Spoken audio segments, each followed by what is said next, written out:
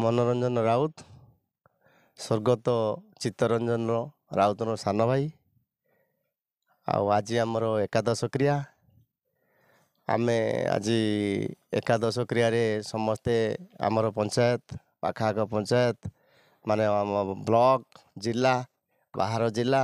समस्ते लोक आसिक ये उपस्थित रहा आम अनुरोध करूँ से समस्ते भी आसबे आसी फूल अर्पण करेबे आउ सभा चलो शोक सभा आउ लोकंकर से भल काम करिछि से लोकों सहित मिसी से बाहर सब लोक आसिक पहुँचे हजार हजार लोक समागम हाँपाई योजना करा जाइछि लोक भी आसबे निश्चित बाहर भी आमर जनप्रतिनिधि निर्वाचित नेता बा बड़ बड़ सब राज्य स्तरीय लीडर आसवाई योजना करा जाइछि से भी बर्तमान सब आसबे आमर 4टा कतरू चलो कार्यक्रम संध्या 6टा पर्यंत तापर आमर मध्याह्न जो भोजन होती आयोजन होती खाद्य खाइबे सभा करा भगवान निश्चित से छोट छोट पिला तो छोट छोट पिला भगवान तांकर कौन विचार करेंगे भगवान उचित न्याय दौरान कि न दौरान भगवान तांकर चिंता करेंगे आउ सेटा तो समस्त प्रार्थना जे निश्चित दोषी दंड पाऊ आमर तार आत्माटा जमीती से आम समस्त प्रार्थना भी करुँच कौन कह हाँ आत्मार सद्गति हो ना तो से भाया लोक तो पाखाकर नहांती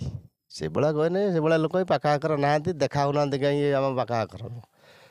समस्ते तो आज पर्यंत 10 दिन हो गला 11 दिन हो गला लोक खा पीआ भी ना लोक भी खाऊ ना रोषे भी प्राय अधा बेले करूना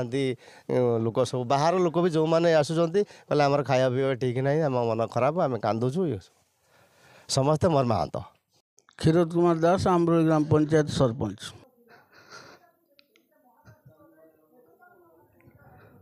एकादश क्रिया से बहुत सुंदर पिलाटे जहाँकि आम सहित से मिसिकी समस्त कार्य करे एवं प्रत्येक कार्य एमती से जड़े पिला राति 12टा गोटे जिते फोन करदे से आमको सहयोग करे भगवान ताकू कहीं एमती दंड देले आम भी कहीपरूनी जहा हो सी आमर पाख आख पंचायत से गोटे अंग थिला एवं राजनीति रे से बहुत प्रवीण थिला एवं प्रत्येक कार्य से आमको साहाय्य केतबेले अकुंठित होगी से मना करना प्रत्येक कार्य से निश्चित आगबर हो बाहर एवं आमको साहाय्य कर जहा हो भगवान तार जगन्नाथ पाखे आम प्रार्थना करुचु तार अमर आत्मार सद्गति हो नालो अमर हो रही जाऊ यह हमारा आशा और आकांक्षा भगवान जगन्नाथ पाखे आम निवेदन करुचु तार परिवार को शांति रखु एवं धैर्य दिंतु एवं सुख शांति रखापी आम प्रार्थना करुचु प्रभु जगन्नाथ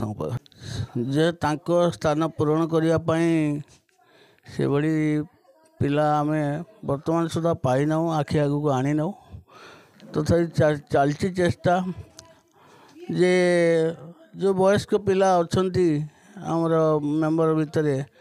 जहाँ जन को सभापति आसन अलंकृत करने को आमर इच्छा अच्छी।